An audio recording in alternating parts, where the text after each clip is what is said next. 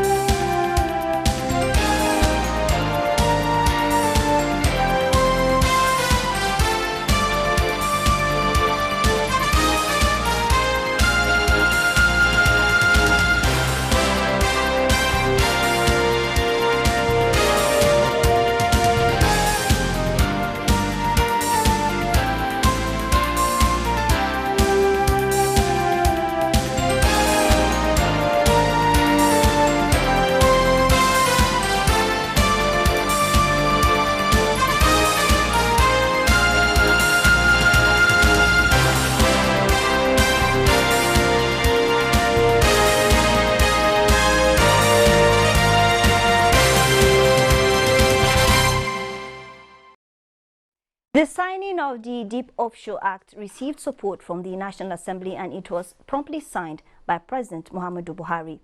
What are the benefits of this act and how would it help check corruption in the sector? Professor Taufik Ladan, he is the Director General of the National Institute for Advanced Legal Studies, is our guest and will be answering some of these questions and more. Good to see you on the program. Yeah, thank you. Okay. With these developments, it seems they say the President is excited about signing it into law. What do you make of it? I think essentially the signing of the amended Act 2019 in respect of deep offshore production sharing contract in relation to also inland basin is essentially commendable. And for two basic reasons. The President has every reason actually to be so excited about it, because first reason is that it is a fulfillment of his promise made during the 2020 budget presentation at the National Assembly, that he wants to fast track the amendment of this production sharing contract law, with a view to generating additional revenue for the nation to the tune expectedly of about $500 million US.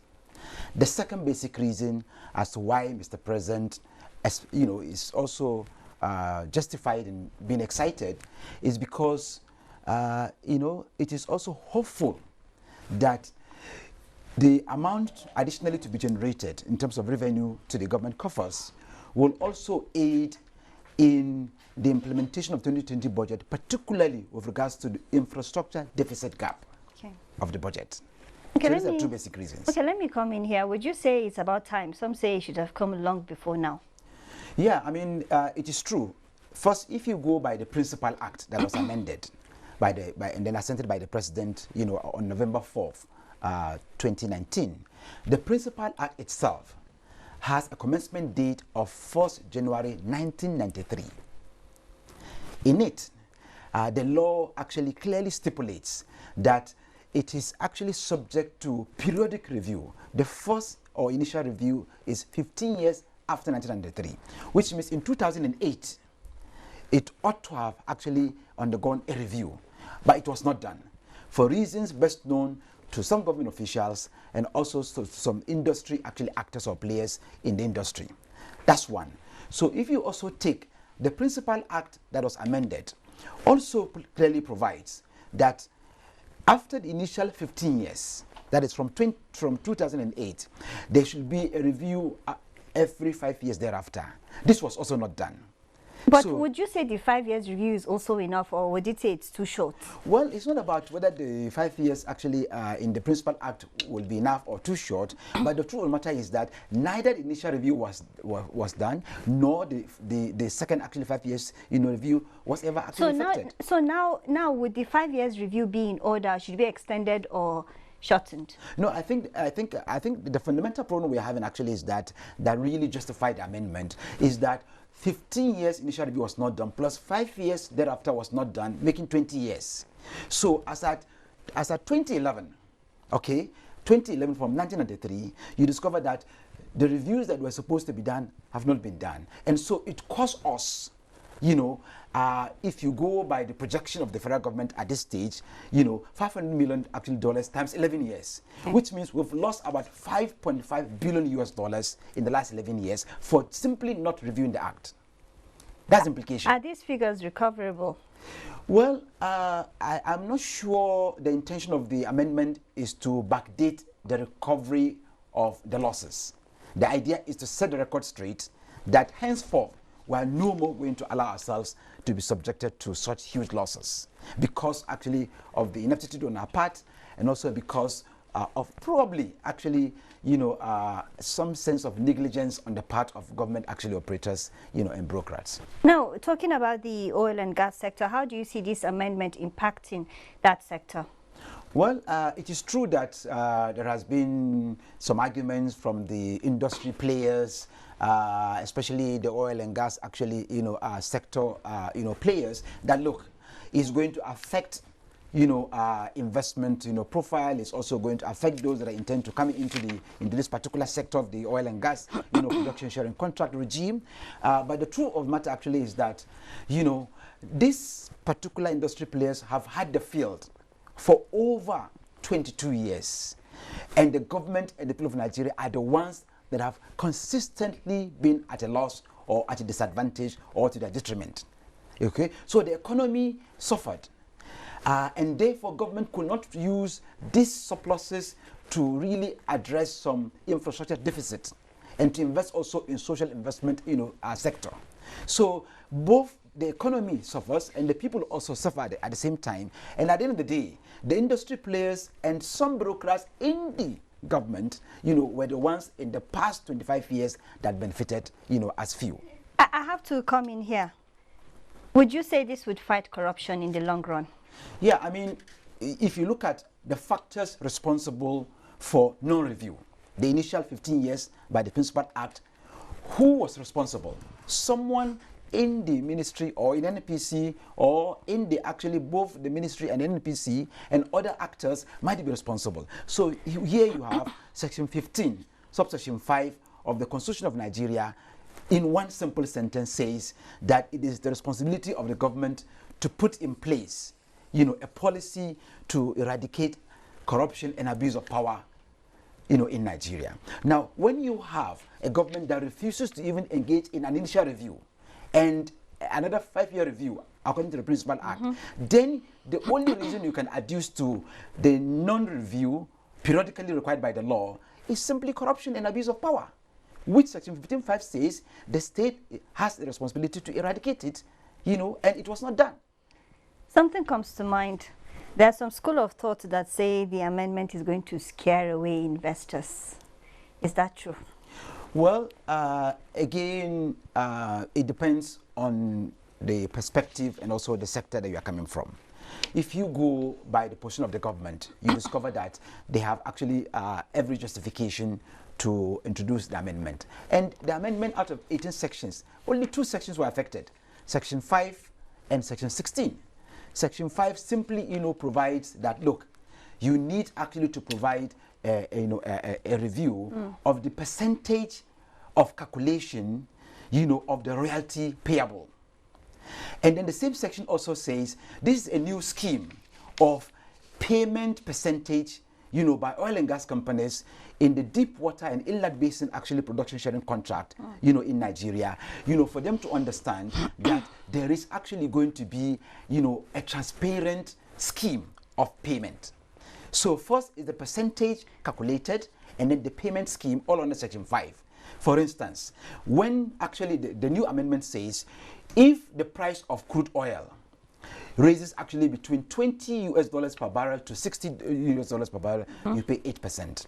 And then it says actually, if it actually goes beyond 60% up to 100%, you have another upward review, to 7.5%. And then if it goes beyond 150% per barrel, US dollars, you pay another 7.5%. As opposed to, the previous unamended and non-reviewed actually act, which puts it at 8.40. I'm going to throw in something into this mix right now. There's a lot of talk about the ease of doing business. Now, within the oil and gas sector, what does this mean? You're throwing in some numbers, and I earlier on asked you whether investors were going to be scared away. Now, with some of this, your explanation, how does this play into the ease of doing business in the oil and gas sector?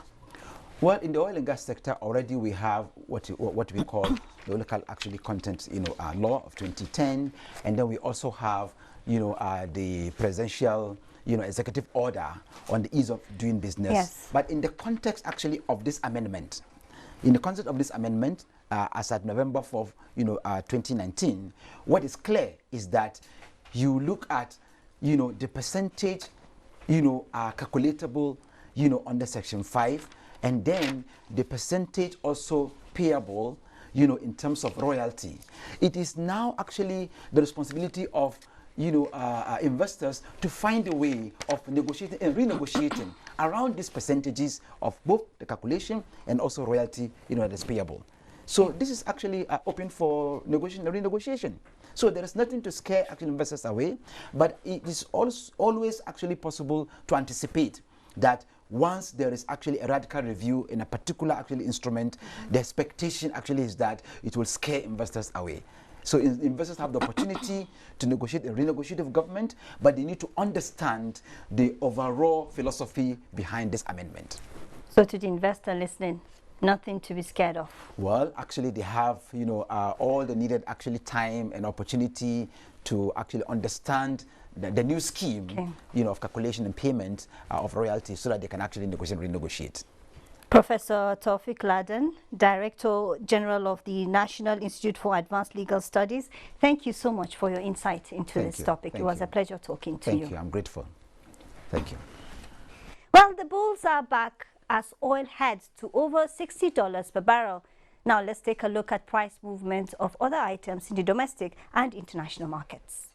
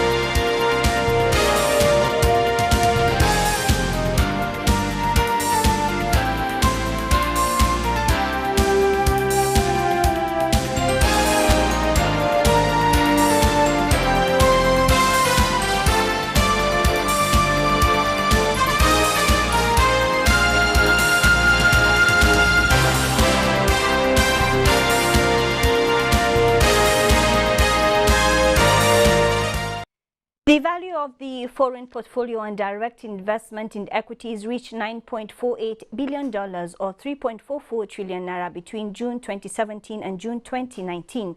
Data from the Securities and Exchange Commission shows that foreign direct investment in equities stood at $2.42 billion, while foreign portfolio investment in equities stood at $7.05 billion. The value of foreign portfolio investment in equities in the last 9 months of 2017 stood at $3.54 billion. The data said Africa's foreign direct investment was dominated by services projects which made 2/3 of the total. It noted that services were majorly retail, financial services, telecoms, media, technology, business services, and life. Developments in the marketplace across the globe remain in mixed trends. Here is a summary as compiled by Leah Katung Babatunde. At midday Nigerian time, stocks in Europe Wednesday were mixed as UK's Boris Johnson begins election battle and investors await new developments on trade deals between the United States and China. The DAX gained marginally by 0.16% and Francis CAC 40 gained 0.19%, while the UK's FTSE 100 depreciated by 0.11%. In Asia, stocks were mixed as investors monitor developments on US-China trade deal. The Shanghai Composite decreased by 0.43% to about 2,978.6 basis points, while Hang Seng and Japan's main Nikkei index inched up by 0.02% and 0.22%. The sentiments were same in the United States, where the S&P 500 opened in the red, down by 0.12%. The Dow Jones inched up by 0.11% to 27,492.63 points, and the Nasdaq advanced by 0.02% to 8,434.68 points. Stocks in Africa Wednesday showed mutual sentiments across board. On the positive side, Tunisia's Tunidex rose by 0.08% and South Africa's JSE Top 40 advanced by 0.49%. And on the bearish side, Kenya's Nairobi overall index slipped by 0.26% to 162.73 points. Namibia's overall index shed 0.04%, while Ghana's composite index depreciated by 0.05%. Thank you, Leah. We have just enough time for a look at how the Naira is exchanging for some major currencies.